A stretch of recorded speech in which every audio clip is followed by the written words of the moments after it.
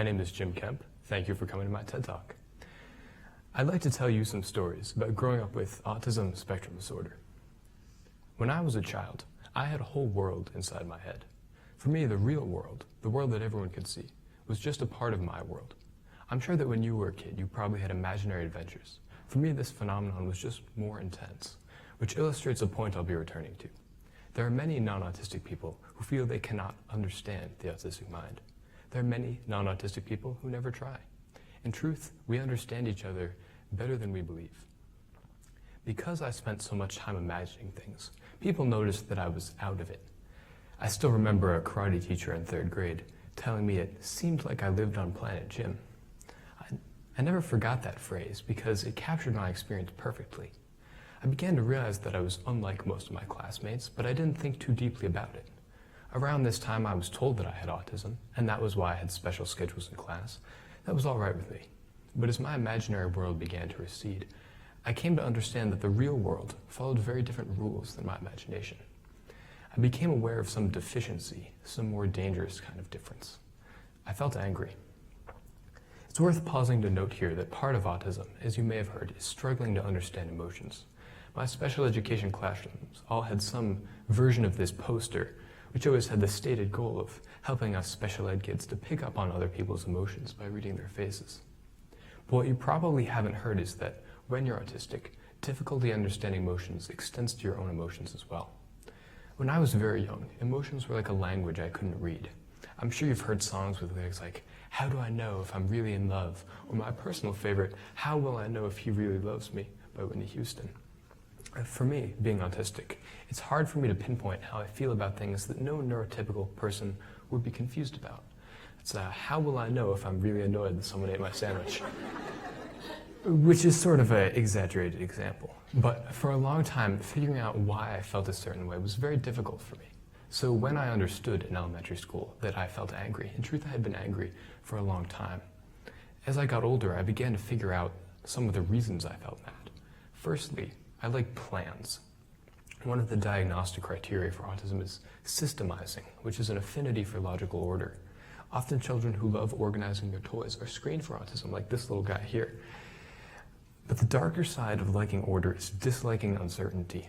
When I was younger, I would scream and cry if my family went somewhere unfamiliar to me because I hated change and couldn't handle not having firm plans. Because I didn't know how to handle my emotions very well, my anxiety about change turned into anger. I was also beginning to feel that I was worse than other people. Children can be quite mean to people who are different from them, and some of the ways that I was different, no eye contact, odd patterns of speech, fidgeting, could be very unsettling.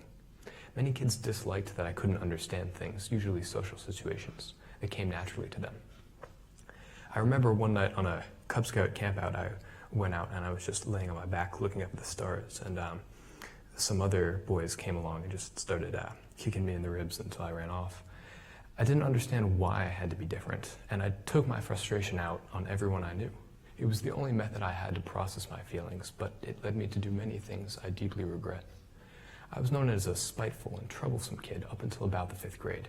I would bully other kids, try to make them feel worse so I could feel better. Try to make them afraid of me so I wouldn't have to be afraid of them. In fact, there was this one time I was running after a kid I was angry at on the playground, and he fell down and I caught up to him.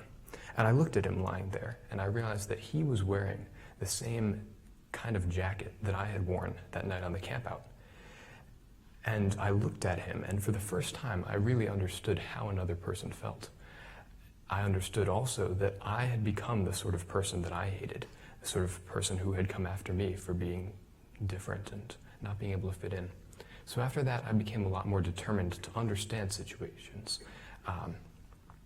to understand the social cues. So I wouldn't feel different, but also so I could make other people feel happy and welcomed rather than intimidated and upset.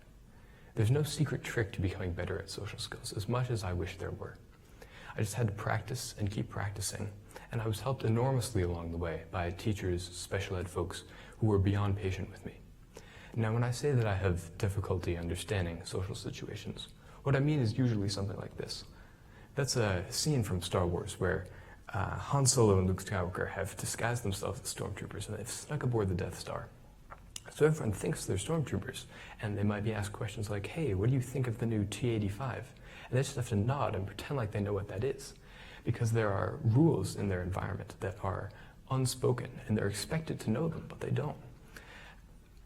Neurotypical folks can often have very unclear rules around things like eye contact that if you don't have autism, you just don't think about consciously. But if you do have autism, you think about these unspoken rules consciously all the time.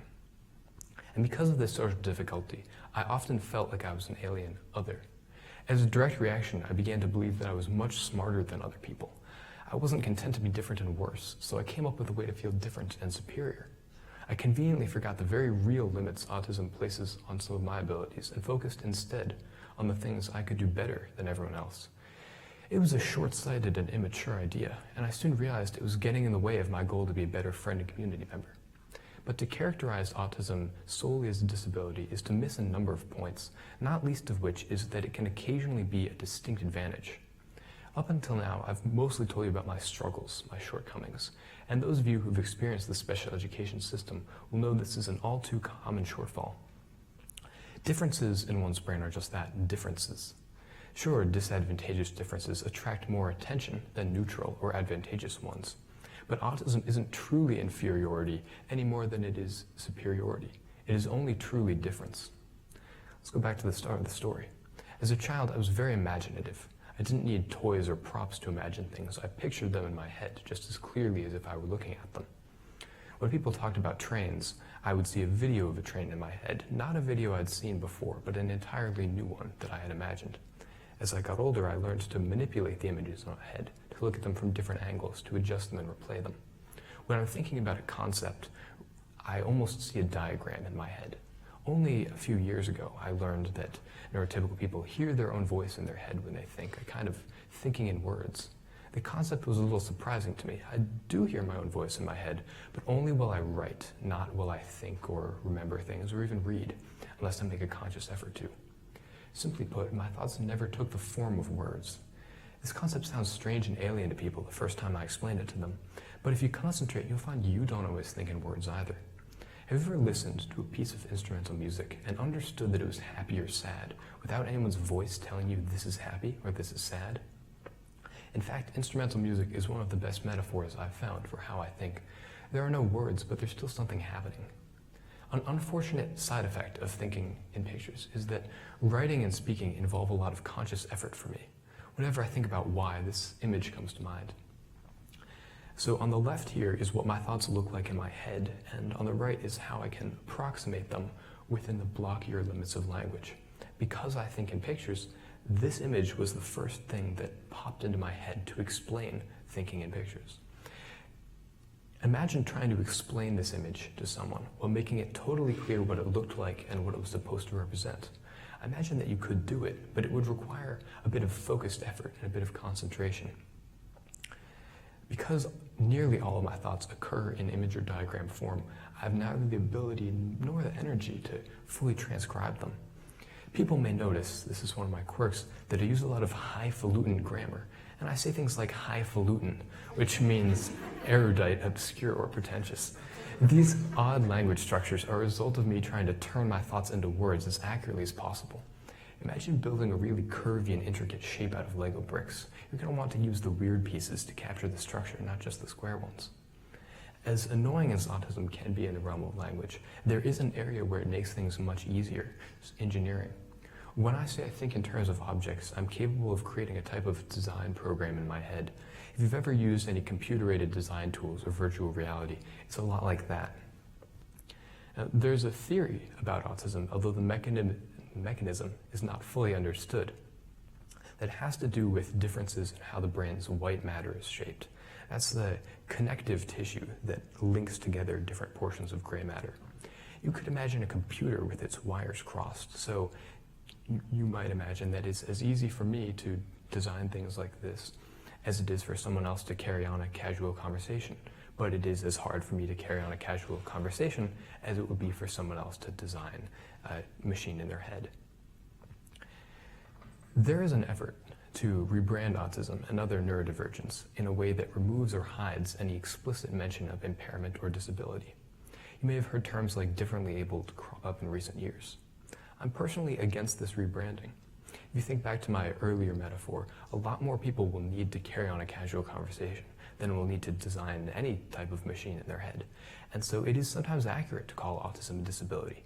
We can't hide the real struggles that come along with it under branding that erases them. Yet at the same time, I worry about parents and school districts that seem bent on fixing autism. Autism cannot be fixed because autism doesn't make you broken.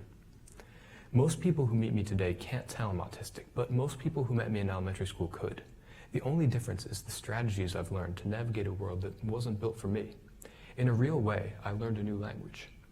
If you met someone in the US who only spoke French and could not speak English, I doubt you would think to yourself, he's speaking French, we must fix him. Yet, at the same time, I'm sure you would acknowledge that he'll have a hard time getting around without speaking English. That's what autism is like. It can make your life easier or harder without making you better or worse. To prepare for this TED Talk, I researched a very impressive woman who also happens to be, although this isn't widely known, a Beaver alumna. Her name is Temple Grandin, and she attended Beaver around 1959. She is among the most prominent livestock scientists in the world and has written several books about her own experiences with autism. Dr. Grandin, who is arguably Beaver's most famous former student, isn't mentioned in official publications by the school. That's because she left Beaver, describing it later in interviews as the worst time in her life because of the bullying she underwent. Our school has come a long way, but even still, I'm only here today because I'm enormously lucky. My parents had the opportunities and special education knowledge to ensure I attended the best schools and classes. I had the good fortune to meet countless exceptional teachers, classroom aides, special educators, and administrators.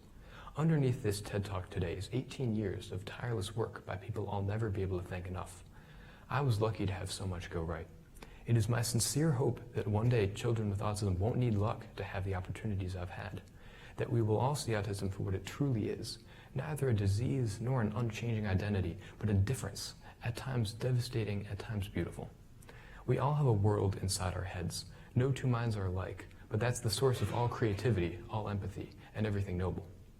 For those of you who know someone with autism, it can seem like your minds are far apart, but I promise you that you have a special place in their world.